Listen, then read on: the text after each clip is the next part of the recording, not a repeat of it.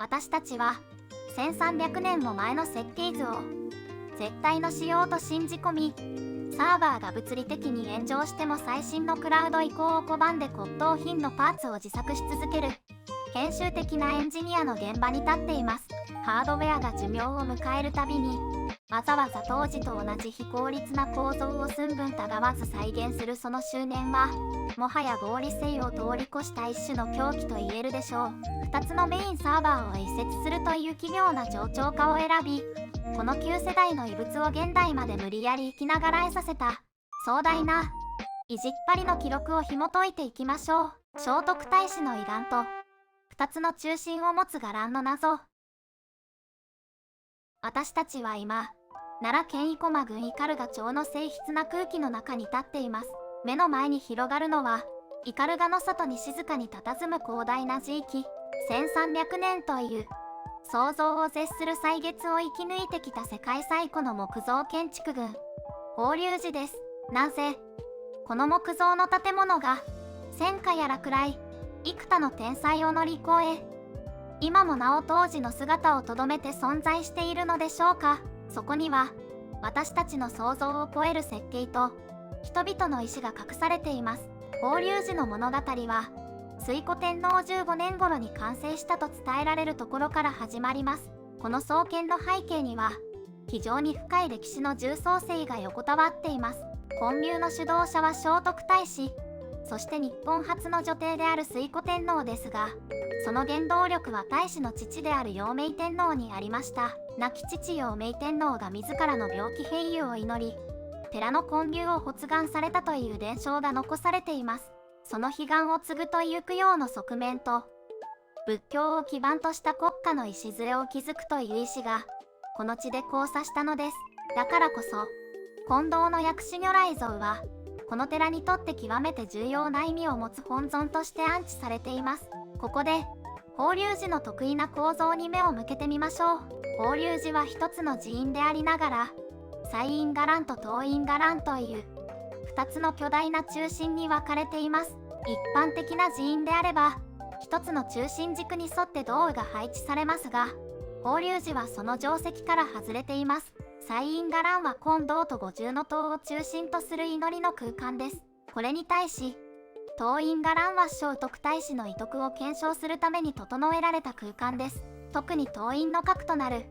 夢殿は8世紀に僧侶行信らによって建立されました。法隆寺とは最初から完成された一つの形として存在したわけではありません。聖徳太子を慕う人々が時代を超えて建築を整え守り続けてきた巨大な追憶の装置なのです。この寺院エリアと居住地跡エリアの共存は聖徳太子という人物が単なる政治家を超えて信仰の対象へと昇華していく過程を物理的な配置として示しています。しかし私たちが今見ているこの美しい伽藍は創建当時の姿そのものではないという説があります。日本建築史上最大とも言われるミステリーの真相を探すため私たちはさらなる歴史の真相へと足を踏み入れることになります。670年の炎上と若草伽藍が証明した再建の真実。歴史の記述と目の前の現実が矛盾する瞬間、私たちはどちらを信じるべきでしょうか。法隆寺には長年学会を二分してきた再建非再建論争という巨大な謎が存在しました。古くから伝わる日本書紀には天智天皇9年に法隆寺が焼失したという趣旨の記録が残されています。ところが明治から昭和初期にかけて建築士家の間では非再建論が根強く支持されていました。現存する金堂や五重塔のデザインがあまりにも古風で飛鳥時代の様式を完璧に備えていたため焼失後にこれほど忠実に再現されるはずがないと考えられたのです。しかし1939年この論争に大きな転換点をもたらす発見がなされました。現在の西院伽藍の南東付近からもう一つの寺院跡である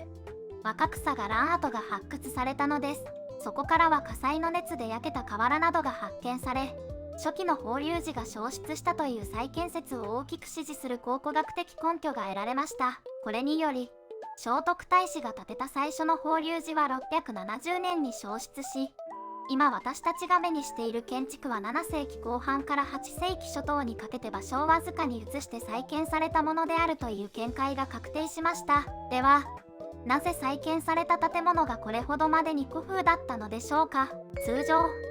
建物が再建される際はその時代の最新様式が取り入れられますが、法隆寺の再建に関わった人々は、あえて飛鳥様式特有の衣装を徹底的に踏襲しました。ここには、単なる修復を超えた、失われた聖徳太子の理想を物理的な形としてつなぎ止めようとする強い意志を感じざるを得ません。飛鳥時代の記憶を封じ込めたデザインは、後の時代には見られない独特の美学をたたえています。若草が乱の消失という困難から、いかにしてこの壮大な再建が成し遂げられたのか、それは国家プロジェクトとしての側面を持ちつつ、当時の人々の祈りが形となったものでした。そしてその祈りは、建築の細部に宿る造形によって、遠く海を越えた世界ともつながっていくことになります。シルクロードの終着駅、柱に刻まれた世界の鼓動。西院伽藍の注文や金堂の前に立った時、私たちはある独特な形状に気づきます。それは、屋根を支える柱の形状です。まっすぐな円柱ではなく、中央部がわずかに膨らみ、上下に向かって細くなっていくこの形状は、エンタシスと呼ばれます。これは古代の古典建築全般に見られる、柱の四角補正のための技法です。なぜ、ユーラシア大陸の東の果てにある日本の寺院に、地中海文明とも共通する技法が息づいているのでしょうか。これは文化の伝播という壮大な旅の証拠と言えるでしょう。中国、朝鮮半島、そして日本の影響が複合的に絡み合い、シルクロードを経て到達した大正、法隆寺は、当時の広範な文化交流が合流した結晶体だったのです。しかし、法隆寺が1300年もの間残った理由は、デザインの美しさだけではありません。その核心は、驚異的な木工技術と、素材の選定にあります。法隆寺の主要な構造材はヒノキです。1934年から約半世紀をかけて行われた昭和の大修理の際、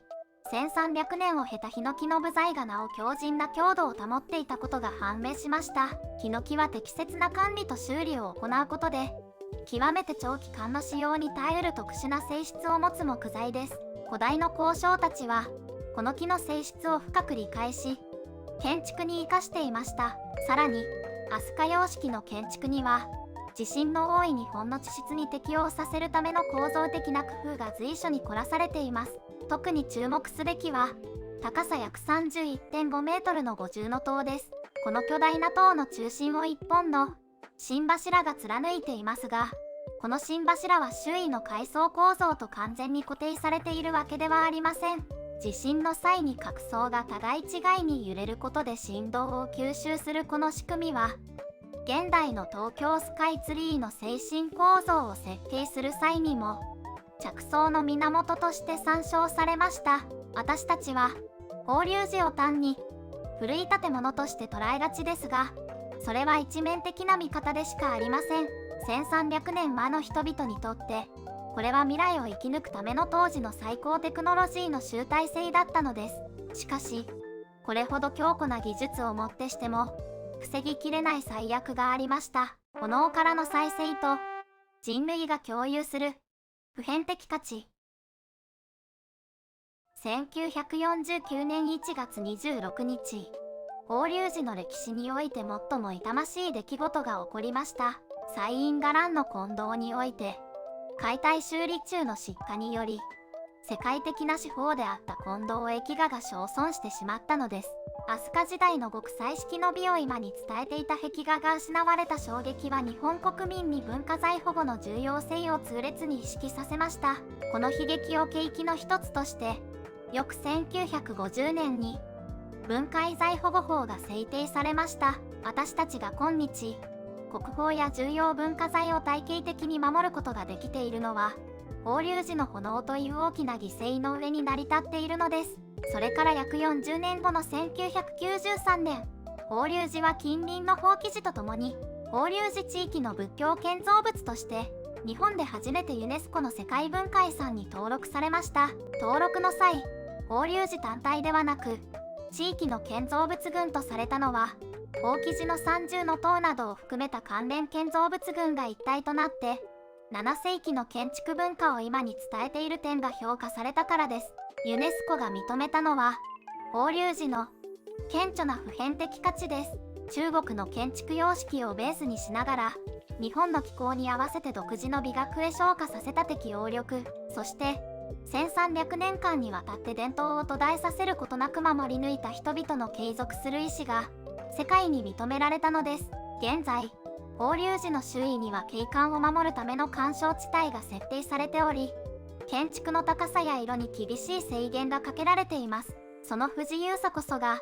1300年前の静寂を現代に届けるためのコストと言えるでしょう。法隆寺は多数の国宝重要文化財を所蔵していますが、その真の価値は物そのものだけにあるのではありません。それは、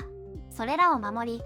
受け継ごうとしてきた人間の営みの歴史にあります。670年の消失からの再建、1300年を耐え抜いたヒノキの生命力、そして1949年の炎からの教訓。法隆寺は常に危機にさらされながら、その都度、人々の保存修理の努力によって蘇ってきました。1300年続くものとは、決して壊れない無敵の存在ではありません。長きにわたって保存と修理が絶え間なく継続されてきた事実こそが、この場所を特別なものにしています。聖徳太子が描いたり創教、斑がその静寂の中に身を置くとき、私たちは単なる観光客ではなく、1300年以上続く壮大な守り手たちの列に、自らも加わっていることに気づくはずです。私たちが今、次の1000年に向けて残すべき価値とは何なのか。法隆寺の普遍の姿は、私たちにそう問いかけているようです。今日の動画が面白いと思っていただけましたら、チャンネル登録といいねをお願いします。ぜひ次回も見に来てくださいね。またお会いしましょう。